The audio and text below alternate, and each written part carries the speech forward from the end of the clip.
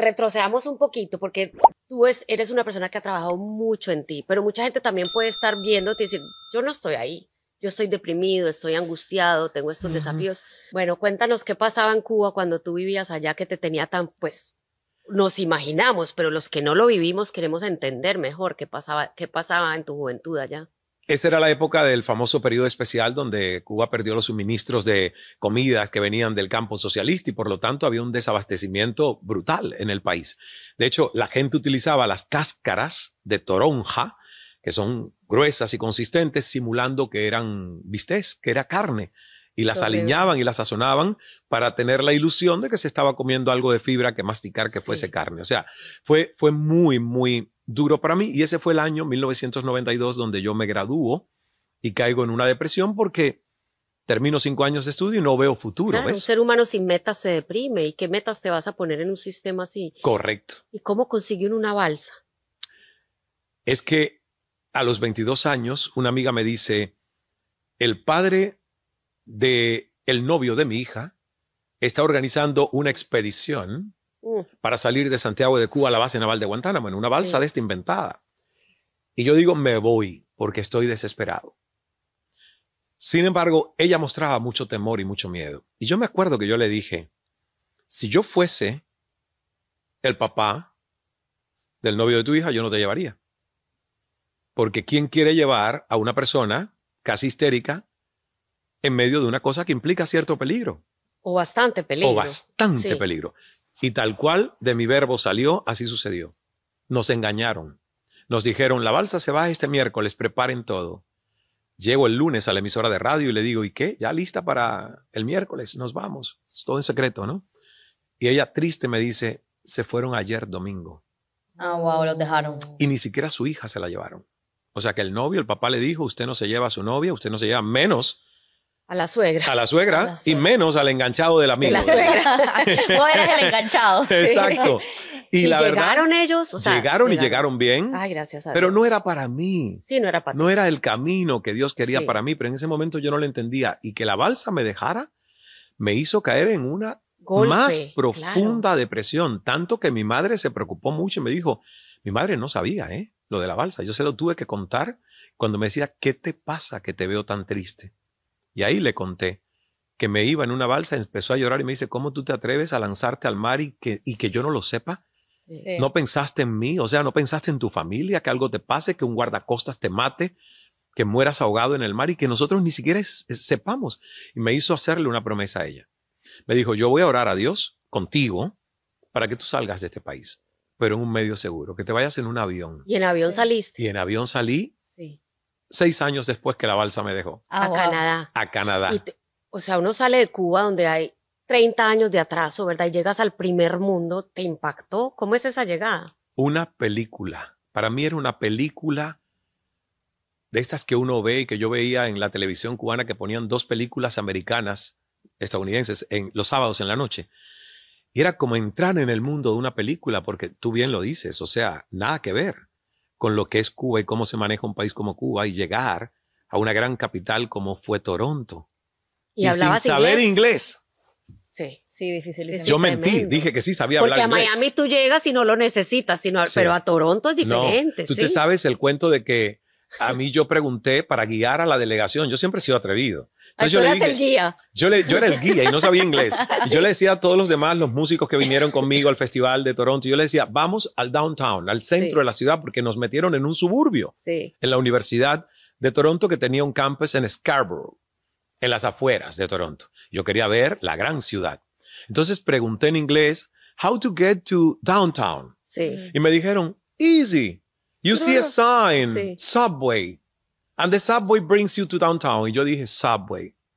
Nosotros caminamos, buscamos, vimos subway y entramos.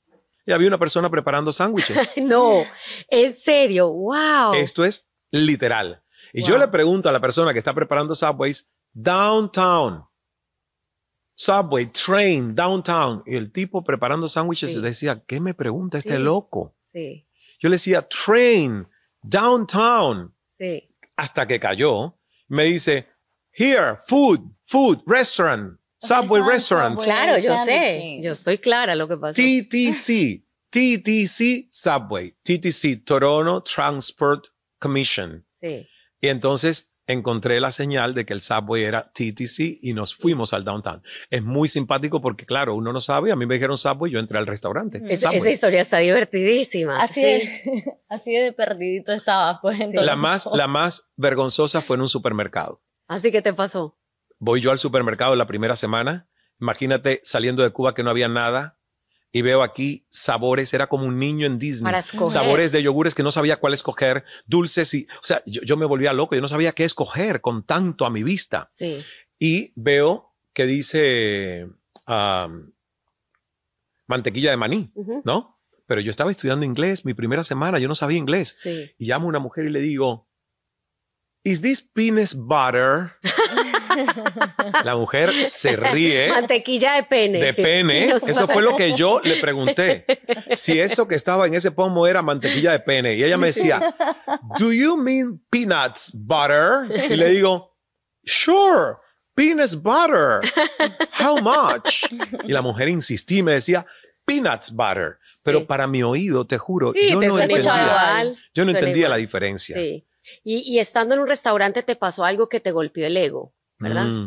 ¿Recuerdas esa Y en ese experiencia? restaurante dominicano en Toronto, conocí yo a quien está tras de cámaras aquí, que es mi amiga de 20 y tantos años, y nuestra amistad surgió siendo yo su mesero, Ah, wow. Mira. quien le servía las comidas a ella, siendo ya exitosa, empresaria, promotora, periodista en Toronto.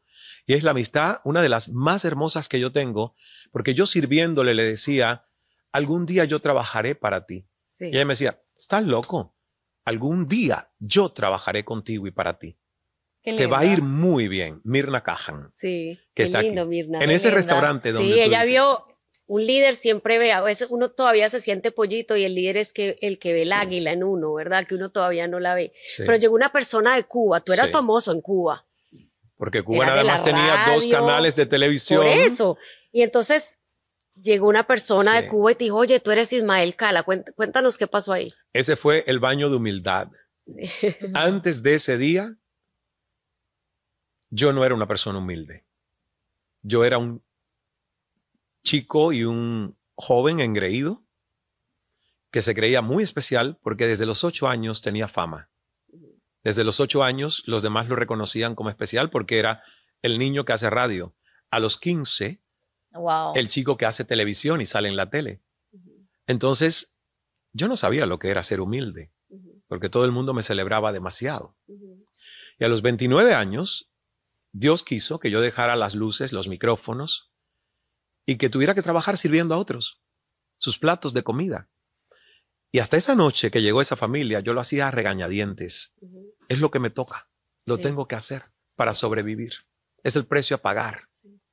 Y llegó esa familia y esta señora que estaba de visita me reconoció porque llevaba una semana. Y hasta que no pudo más y me dice, delante de su hijo que vivía en Toronto y no me conocía, y Sí. 3 amigos más, chico, ¿tú no eres Ismael Cala? Y yo, sí, señora.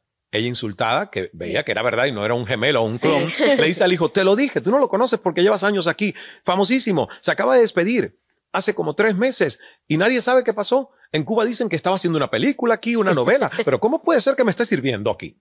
La mujer no entendía nada. Y fíjate, las palabras salieron correctas. Yo le dije, señora, llevo 3 meses, estoy dignamente ganándome el pan.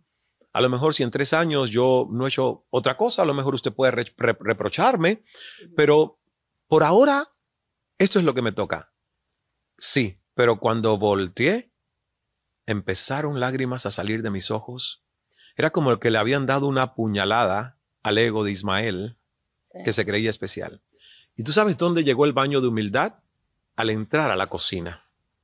Cuando entro a la cocina, mis 2 amigos cocineros dominicanos que me amaban, me alimentaron con todo su amor, subí 40 libras en 3 meses, me dijeron, ¿por qué lloras?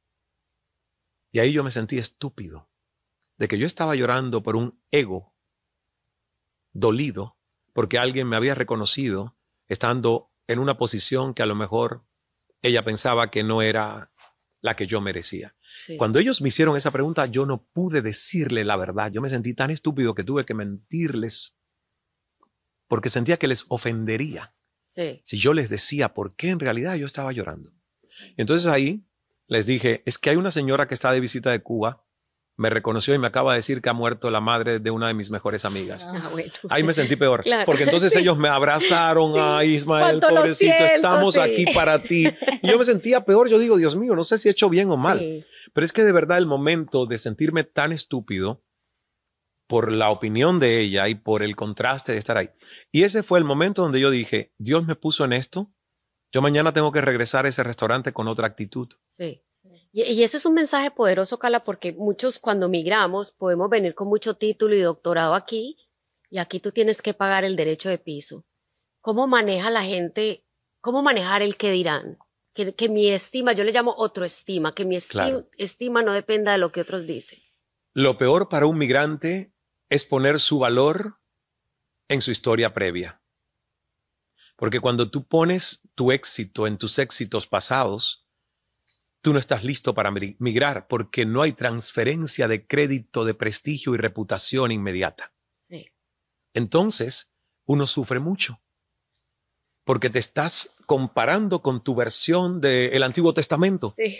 Y tú lo que Tu estás versión aquí... de Colombia, de Cuba, de Correcto. Venezuela, sí. Y tú lo que estás aquí es para sembrar una nueva historia y escribir un Nuevo Testamento. Y eso necesita un baño de humildad. Y eso necesita que entiendas que es una oportunidad para refrescar tu círculo de influencia, porque no se transfiere el crédito de un lugar al otro. Entonces, a mí esa lección me hizo realmente, bueno, fíjate si la vida te responde con cambios, que hasta ese día yo decía, qué pesada es la gente, qué desconsiderada, 8 o 9 horas de pie sirviéndole y no te dejan ni propina. No, las propinas mías tan escasas eran el reflejo de mi mala voluntad de servir. Claro. Sí. A partir del día siguiente que yo llegué con una sonrisa y dije, esto es lo que me toca y por el tiempo que lo vaya a hacer, lo voy a hacer Lo voy a con hacer amor. bien. De hecho, lo hice año y medio, Sí. año y medio de mesero. Sí. Empezaron a crecer las propinas. La gente me decía, me abrazaban, gracias, gracias por hacernos la cena más interesante. Aún con mi poco inglés, que yo no sabía y a veces con los canadienses me iba mal. Yo me acuerdo cuando un señor perdió la paciencia porque me dijo, whiskey on the rocks. Yo no entendí, whiskey on the rocks. Yo le decía, what? Y me decía, whiskey on the rocks. Yo decía, whiskey on the rocks. Yo decía, este señor que me está pidiendo que le eche piedras a un whisky. Yo no sabía que rocks era Sí, hielo. sí.